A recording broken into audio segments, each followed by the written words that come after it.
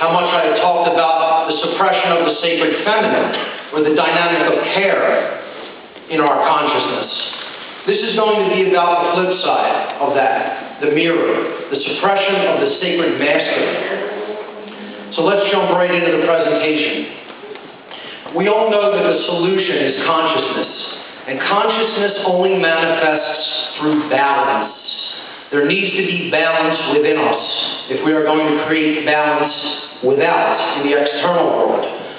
So, the left and right brain hemispheres have to both be utilized and in conjunction with each other in a state of balance. The masculine aspect of the personality, the intellect, you could look at it as the upward pointing triangle. Okay? It's logical. It represents analytical thought, science, mathematics, linear thinking. The feminine side of consciousness is the intuition, creativity, nonlinear, dynamic processes, holistic thought, care and compassion and nurturing. Both of these are equally vital and need to be balanced. What the controllers of the world want to see us in is a mental schism. And a mental schism creates a spiritual schism. And it creates opposition internally, which then reflects as opposition in the external world. They don't want these two halves to come together in union, in sacred union. The intellect out of control, okay, the masculine aspect out of control can lead to rigid skepticism, scientism, or science as a religion, atheism, authoritarianism. Okay? If that part of the brain, the left brain hemisphere, is chronically dominant. Conversely, if the right side of the brain hemisphere is chronically dominant, this can lead to states of naivete and blind belief and religious extremism and what I call slave think. Bowing down, never standing up for yourself, letting yourself be walked on. Okay? When we balance these two hemispheres and bring them together in that act of sacred union, that is when the spark of the divine activates within us and we come online as a whole human being. Mind control works through the imbalance of the human psyche. Of course, I've talked ad nauseum about the complexes of the brain and how we have to bring these all together, utilize both the right and left brain hemisphere in union and in balance. And I talked about the neocortex being the higher order thinking. It's what makes higher order thinking possible in the human being. But the other two parts of the brain are equally as important, okay, in the three basic complexes that compose our brain. There's the mammal brain, which makes possible the emotions that we feel in the physiology of the body. And then there's the reptile brain, okay, which makes possible motor skills, respiration, and it activates our survival instincts. And this is important to keep active. You know, we can't just let that part of the brain drop away because we, don't want to be all just about survival in the physical world. Okay, all of these parts of the brain are equally important and need to be all active simultaneously. And when they are, then the neocortex acts in its proper role as the executive command center of the human brain, which makes higher thought functions possible, and then unifies us in with the heart. So we activate the mind and the heart together. When the left brain is chronically dominant, okay, so when we have masculine chronic dominance of the left brain hemisphere, this creates suppression of the emotional part of the brain. And it roots the personality in the R complex or the reptilian brain. So that gives us the state of being a out-of-control, male dominator aspect of the personality. And this isn't about gender, okay? This is about masculine and feminine qualities. We have to keep that in mind. So that kind of thinking could be present in a female as well as a male. If the right brain hemisphere is chronically dominant, this leads to slave think.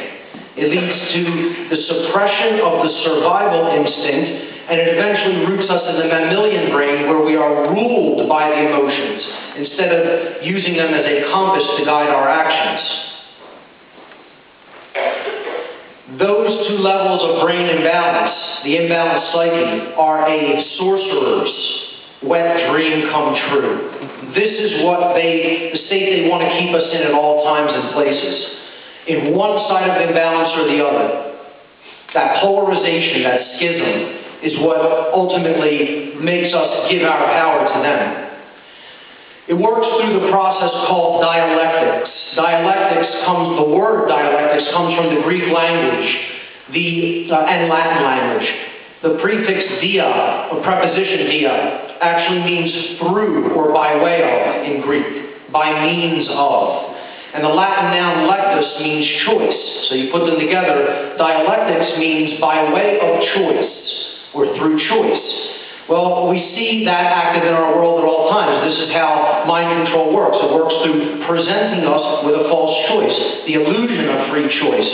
Do you want the Democrats or the Republicans when it all leads to the same place? It leads to the slaughterhouse. So it's false choice. That's what dialectics are, false choices. I want to show you how the New Age movement is one of these false choices. It's just another religion, as we'll get to. Mind-controlled dialectics works through two main dynamics. The first is a dynamic called government. And these are both really illusions. They're control systems. Government actually works through the left brain, and it binds the right brain out of the way. It suppresses the right brain. It is based upon the erroneous and dogmatic belief that there is such a thing as authority that is vested in certain human beings, which gives them special rights which other human beings do not possess. Left brain imbalance will eventually create psychopathic tendencies in the individual, leading some to the belief that they have a right, quote unquote, to rule over others through violence. The next dynamic by which mind control works is religion. And I mean this in the term of a false religion, something that holds us back from progress. Religion works through the right brain hemisphere and it binds the left brain out of the way. It gets logic out of the way. I summarize religion like this, by this quote. If we give up our free will and personal responsibility to perform right action, some deity, government, guru, extraterrestrial race, or mystical force will save us from ourselves.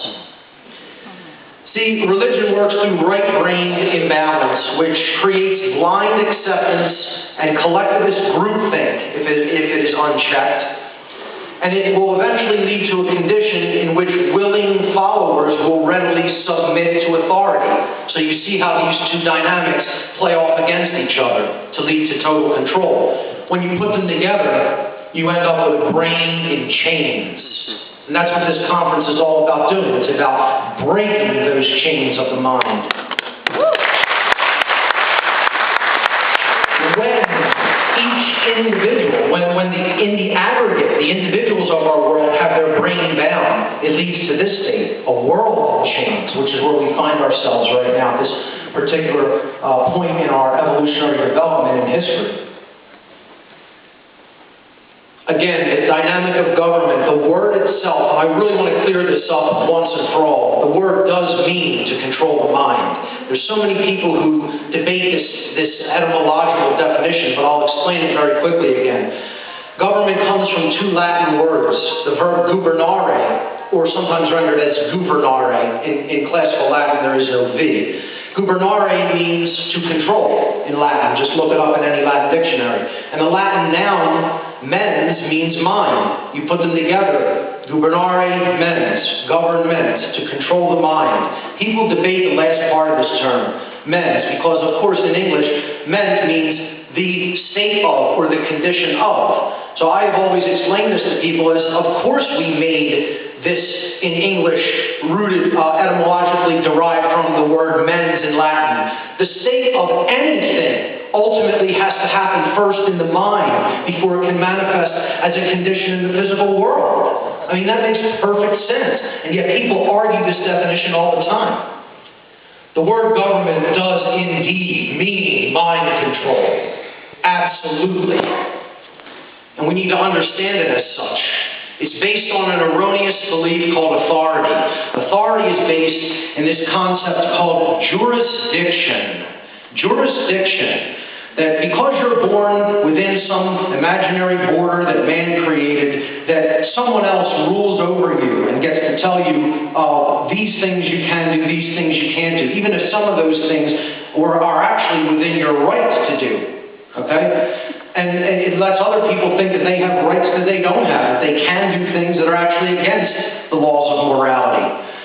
Jurisdiction comes from the Latin noun jus juris, which means law, and the Latin verb dictere, dicto dictere, which means to speak or to say. Putting them together, we have to say the law.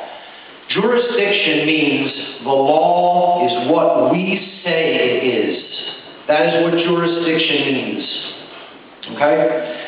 Authority is the illusion that is created by a diseased psyche that is out of balance toward the left brain, and the right brain as well, to accept the claim of authority. It is based entirely in violence. That is what backs authority. Violence. It is built upon the erroneous and dogmatic belief that some people are masters who have the moral right to issue commands, while others are slaves who have a moral obligation to obey them.